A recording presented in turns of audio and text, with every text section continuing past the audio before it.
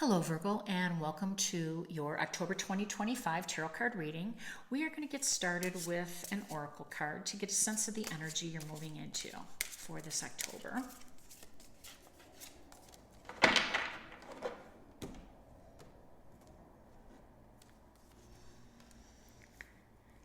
Heart of compassion. There are many people around you now who benefit from your loving, compassionate heart. Oh, I like that.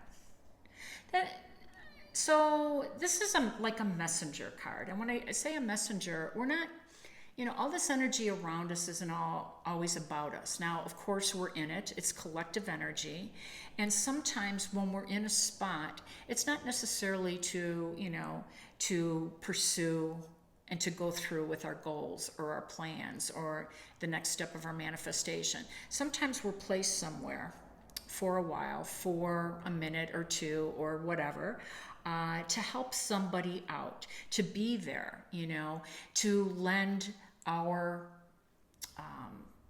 skills and our certain abilities and our talents. And listen, Virgo, you're all about the house of service, the sixth house. That's kind of your domain.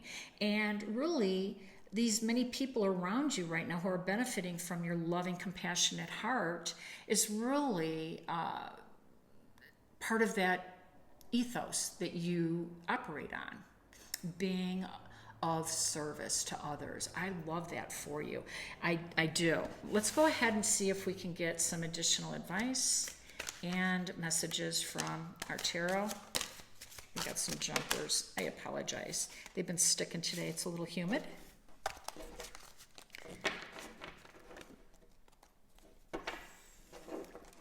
Yeah, I love that sixth house vibe, that, being of service. It's it's an honor, really. It's a charitable, benevolent vibe of yours that sometimes overlooked. I mean, we know that you're a hard worker. We know you're down to earth, but we sometimes overlook that of you. And so I'm glad that came out. See, we can get if these cards will unstick themselves. All right. So there is the Devil. And here is the Empress. And I laugh because the Empress is sitting right next to the Devil. It's like, the devil has a lot of power, right? But nobody has more power than the Empress. So that's my chuckle. And then, of course, we have the King of Swords. Okay, we have the Hermit, which is your energy. The Wheel of Fortune, Jupiter's energy. The Knight of Wands. Three of Swords. Knight of Cups. And the Page of Wands. I really like these, how this story is unfolding, right? And let's take a look right now at this Three of Swords, the Knight of Cups, and this Page of Wands for a minute, because it really correlates with this heart of compassion. So, some people who are around you, right, are really benefiting from your loving, compassionate heart. So there's some people that have been around you that have gone through some heartache, some disappointment, some loss. And this is like your vibe. You're coming in as the Knight of Cups. This is how you roll. Yes, you're an earth sign, but you're compassionate. You believe in service to others, which is a very divine calling, by the way, and noble. And and you're faced on this new journey, this new Page of Wands. You are ready, to take that next step, to take that next adventure. Now, the Knight of Wands right above this new beginning, this new opportunity that's coming in for you, this Knight of Wands is very Jupiterian, as is the Wheel of Fortune. And of course, Knight of Wands is about going over new ground and expansion. And, this, I'm not saying this is your road show, but you're getting all like green lights from the universe and from your guides saying, be yourself. This is who you are, and, take this skill of yours, this talent of yours, and show it a little bit more. That doesn't mean that you have to be more giving. You're giving enough.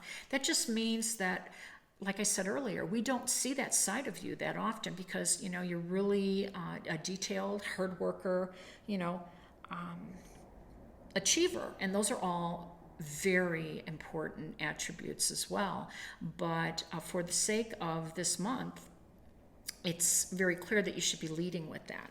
So let's talk about, it's Libra season. So of course the Empress comes out, and I love that. So the Empress is the love and peace and harmony and beauty and abundance. Love that for you. I do. And this is setting the scene, so to speak.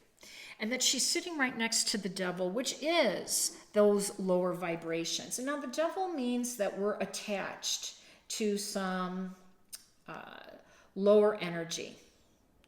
And I'm guessing that this lower energy is self-implied. And what I mean by that is, I think that sometimes, Virgo, you don't have as much faith in yourself, and sometimes even others, which, sometimes makes you work harder because you want to keep everything perfect. You don't want anything to fall through the cracks. And so when you have this list of things to do at home and you divvy up the chores and, okay, you call this person, you go over here, you do that. When you're done with your chores, you usually double back and wind up, making sure that people have done the things that they said they were doing. That's your detail oriented. That's your commitment to, just being thoughtful, hardworking, and getting there. So you're going to have a little bit of faith. Now, the Hermit coming in is your energy, and this indicates to me that there has been a period of solitude going on, trying to detach yourself or untether from this. And I don't know if this is a person, a job, or some of your fears, anxieties, or lack of confidence. But I'm here to tell you that, boom, the universe thinks you're a star. The universe says, even if we don't see you doing anything because you are busy at work, we know that your energy, your energetic vibes are helping everybody around you. And because of that, guess what's in the middle of your reading? Jupiter, the planet of good fortune, luck, and abundance, sitting right below the Empress, who is the most abundant card in this tarot deck. This is great news for you. This is karmic, energy. And I want to talk about that a little bit because we have a real big event going on for everybody, and that's October 22nd. Neptune is retrograde back in Pisces, and it's going to be sitting right next to Saturn, who's already there. Now, Saturn was in Aries, as was Neptune, but they came back to finish business. That's what really retrogrades are, right? To take care of unfinished business. And the really big news is that for 14 years, Neptune's been in Pisces. And Neptune is the god of dreams and wishes. And sitting right next to the god of reality, the taskmaster, the planet who brings things into fruition. Because we know that Saturn's a taskmaster. And by the way, this is Saturnian power, the devil. It's Capricorn's card, and of course Capricorn's ruler is Saturn. So, you're okay with Saturn because you don't mind the tasks. You don't mind the hard work, the discipline. And I love that your energy is right underneath there. So what's happening is you are going to be facing a big challenge. And the challenge for you is in your 7th house of relationships, because Saturn is sitting right next to Neptune now in Pisces. But this is about a manifesting opportunity for you, turning your dreams into reality, because it takes structure and discipline. We just can't dream, which is what Neptune's vibe is, right? So those two are pretty powerful. So this is your opportunity to manifest. This is your opportunity to break away from an unhealthy, right, situation, and to take this heart of yours, keep on lending it out in a compassionate, giving way to others. But you're on the road. This is you too, this Knight of Cups. You're ready to take that heart of yours and to find a more aligned relationship for some of you. So, you know, there's other aspects that's been going on for sure with you, Virgo, and with Pisces, north node, south node, and they're, you know, you're hosting the south, and there's a lot of detaching, untethering from things. So this is the moment, because when we reach February, everything changes for us. So this opportunity for you, October 22nd, not only is it a great opportunity for you to do the work, you know, to take care of your heart, so that you can go on and lend it to others. It's also an opportunity to manifest the relationship that you want to pursue. I also want to talk about Pluto for a minute, because it's going in direct now, and it is in your 6th house, and you rule the 6th house. So this is all about that hard work, that discipline. You've got Knights. This is all action for you. You've got the King of Swords, which is very stoic, very professional, and very strong. So all of these cards that showed up for you today, Virgo, are going to help you move on from a relationship that might not have been so helpful and healthy for you.